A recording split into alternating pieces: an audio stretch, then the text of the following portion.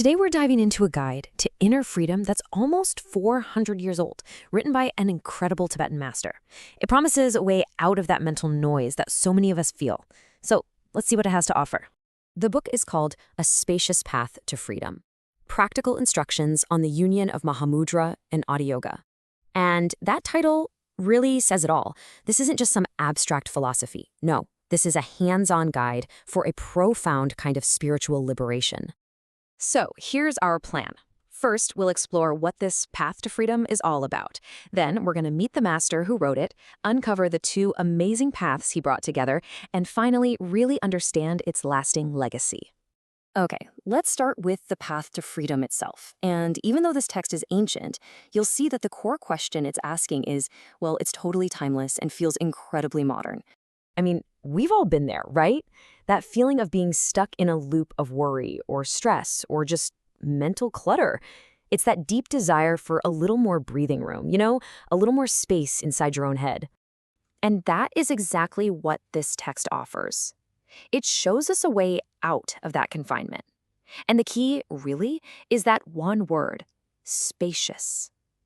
It suggests a path that isn't about restriction, but about opening up, creating the room to see clearly and to just be. So who was the person who mapped all this out nearly 4 centuries ago? It's time to meet the author, a Tibetan prodigy named Karma Chagmé.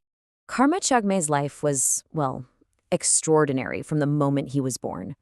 Born in 1613, he was immediately given a special long life blessing by his own father, who was a master himself. For 11 years, his dad was his guide, until he met a key teacher from his past lives. You can see right from the start, his path was already set. And he was a true prodigy. I mean, while other kids were just learning to read and write, he was performing these complex ceremonies, memorizing entire books, and sitting in silent meditation for hours on end. That kind of focus as a child, well, it really laid the groundwork for everything that came later. You don't have to take my word for it. The book's own preface describes him perfectly. It says he was a brilliant learner who mastered everything that was presented to him. And this wasn't just about memorizing stuff. It points to this really profound capacity for genuine understanding. But his journey was about so much more than just study. He received these vital instructions, and then he traveled to sacred places to actually put them into practice. This wasn't about intellectual knowledge. It was about living the teachings until he truly embodied them, until he attained what the text calls authentic signs of realization. He really walked the path himself. All right, now we get to the real heart of his work. What is this spacious path exactly? Well, the answer lies in his unique combination of two of the most profound teachings in all of Tibetan Buddhism. The genius of Karma Chagmé was weaving together two incredibly powerful practices: Mahamudra, also called the Great Seal, which is all about the nature of our mind, and Atiyoga, or the Great Perfection, which is seen as the most direct path to enlightenment. He forged them into a single, unified system. And this was a huge deal. It created a step-by-step approach to what were often seen as really advanced, exclusive teachings, which made the path to realization clearer for a lot more people. Let's break down Mahamudra with a simple analogy. Think of the ocean. The surface can have these huge, chaotic, crashing waves. Those are like our restless thoughts. But way down deep, there's this vast, calm stillness. Mahamudra is the practice of realizing it's all the same water.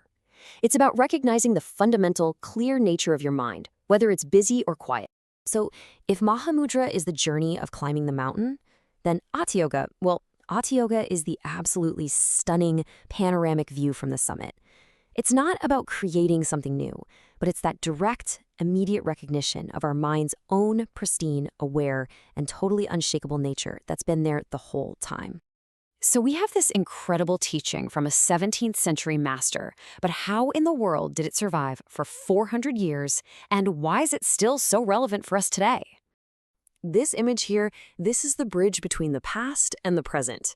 On one side, you have the ancient text itself, and on the other, you see Venerable Gyatrul Rinpoche, a modern master who provides commentary for this very edition. This pairing just perfectly symbolizes how a timeless teaching is kept alive. And this is the essential takeaway. This wisdom isn't some historical artifact locked away in a museum.